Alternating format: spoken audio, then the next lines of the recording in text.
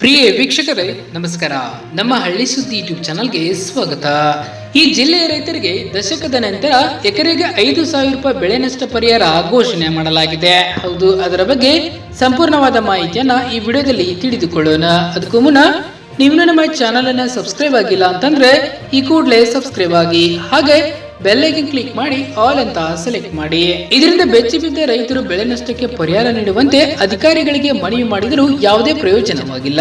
ಹೌದು, ಸತತ ಸರ್ಕಾರಗಳ ನಿರ್ಲಕ್ಷ್ಯದಿಂದ ರೈತರು ಹೇಗೆ ಸಂಕಷ್ಟಕ್ಕೆ ಸಿಲುಕಿದ್ದಾರೆ ಎಂಬುದಕ್ಕೆ ಕಲಬುರಗಿ ಜಿಲ್ಲೆಯ ರೈತರು ದಶಕಕ್ಕೂ ಹೆಚ್ಚು ಕಾಲದಿಂದ ಕಳಪೆ ಬೀಜ ಪೂರೈಕೆಯಿಂದ ಕರಿಬೇಳೆ ಬೆಳೆ ನಷ್ಟಕ್ಕೆ ಪರಿಹಾರಕ್ಕಾಗಿ ಕಾಯುತ್ತಿದ್ದರು.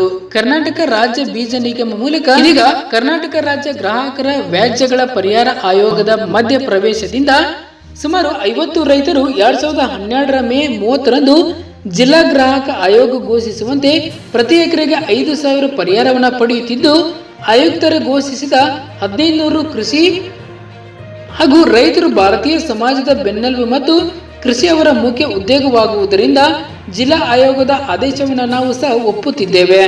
ಅವರು ದೇಶದ ಆರ್ಥಿಕತೆಗೆ ಕೆಲವು ಶೇಕಡಾವಾರು ಕೊಡುಗೆ ನೀಡುತ್ತಿದ್ದಾರೆ.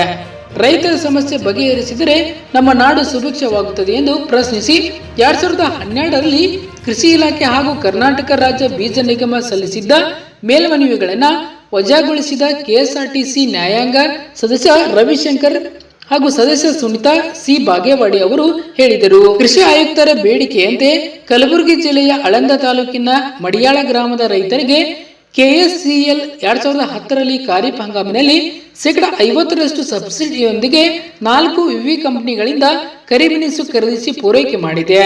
ಕರಿಬೇವಿನ ಗಿಡಗಳ ಸಾಮಾನ್ಯ ಎತ್ತರ ಸುಮಾರು 1/2 ಅಡಿ ಆದರೆ ಅವರ ಜಮೀನುಗಳಲ್ಲಿ ಬೆಳೆದ ಗಿಡಗಳ ಎತ್ತರ 3 ಅಡಿಗಿಂತ ಹೆಚ್ಚಿದ್ದು, ಹೂವಿನ ಕಾಳು ಇಲ್ಲದೆ ಬಹುತೇಕ ಬೆಳೆ ಬರಡಾಗಿದೆ.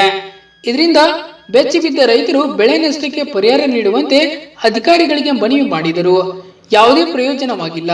ನಂತರ ಅವರು ಸೆಪ್ಟೆಂಬರ್ 2010ರಂದು ಡೆಪ್ಯೂಟಿ ಕಮಿಷನರ್ ಅವರನ್ನು ಸಂಪರ್ಕಿಸಿ ಅಧಿಕಾರಿಗಳ ವಿರುದ್ಧ ಕ್ರಮ ಕೈಗೊಳ್ಳುವಂತೆ ಮನವಿ ಮಾಡಿದರು. ಆಗ ಮುಖ್ಯಮಂತ್ರಿಗಳು ಈ ಬಗ್ಗೆ ಪರಿಶೀಲಿಸುವಂತೆ ಸೂಚಿಸಿ ನಂತರ ಪರಿಹಾರ ನೀಡಲು ಕ್ರಮ ಕೈಗೊಳ್ಳುವಂತೆ ಕೃಷಿ ಇಲಾಖೆಗೆ ಡಿಸಿ ಸೂಚಿಸಿದರು. ಧನ್ಯವಾದಗಳು. ಇದೇ ರೀತಿ ಹೆಚ್ಚಿನ ಮಾಹಿತಿಗಾಗಿ ನಮ್ಮ ಚಾನೆಲ್ ಅನ್ನು ಸಬ್ಸ್ಕ್ರೈಬ್ ಆಗಿ.